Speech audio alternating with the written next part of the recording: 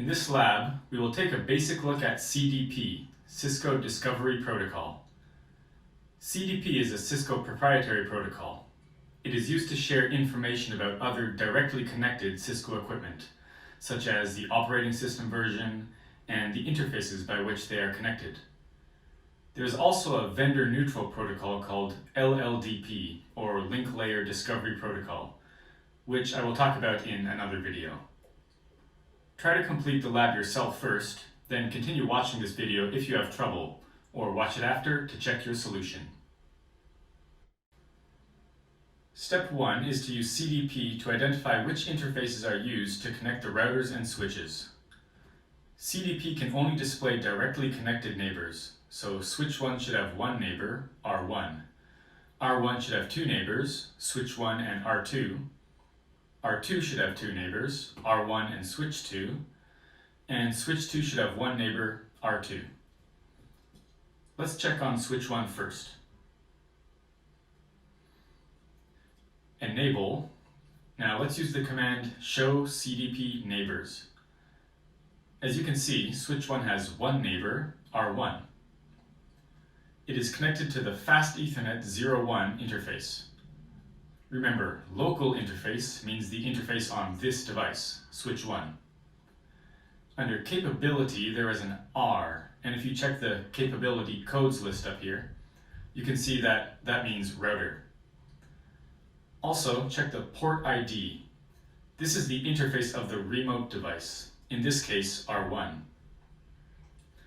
So, now we know switch 1 is connected to R1 by its Fast Ethernet 01 interface, and it's connected to R1's Fast Ethernet 00 interface. Let's hop on R1 now. Enable, show CDP neighbors. R1 has two neighbors, switch 1 and R2. It's connected to switch 1 via the Fast Ethernet 00 interface, which we already learned from switch 1. It's connected to R2 by its serial 20 interface, and it's connected to R2's serial 20 interface as well. Let's do the same on R2. Enable, show CDP neighbors.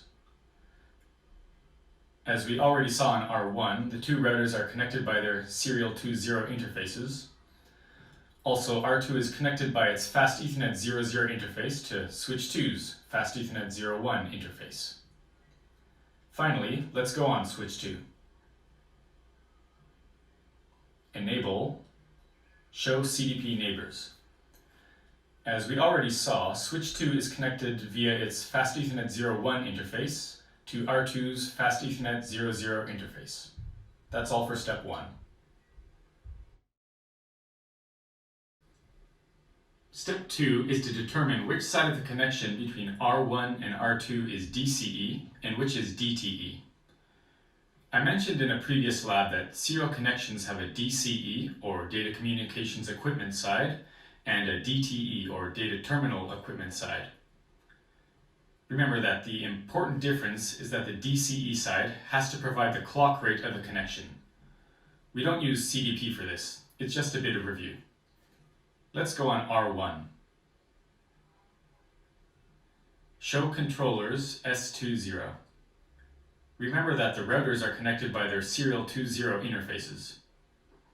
As you can see, R1 is in fact the DCE side of the connection. Now let's set the clock rate to 64 kilobits per second. Conf T, interface S20, clock rate 64,000. That's it. Step 3 asks us what the default CDP send and hold timers are, and to confirm it with a show command. You may have learned these timers in your studies, but let's check on a device to make sure. I'll type end to go back to privileged exec mode here on R1.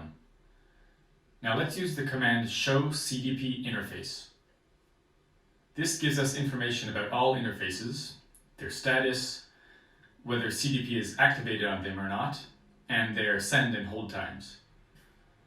All of these interfaces have the default setting, and as you can see, that is a send time of 60 seconds and a hold time of 180 seconds. So, CDP advertisements will be sent out of each interface that is up once every 60 seconds.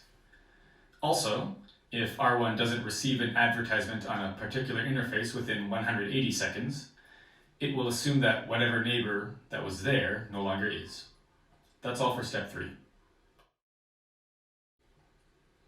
Step 4 says to disable CDP globally on R1 and attempt to view CDP neighbors.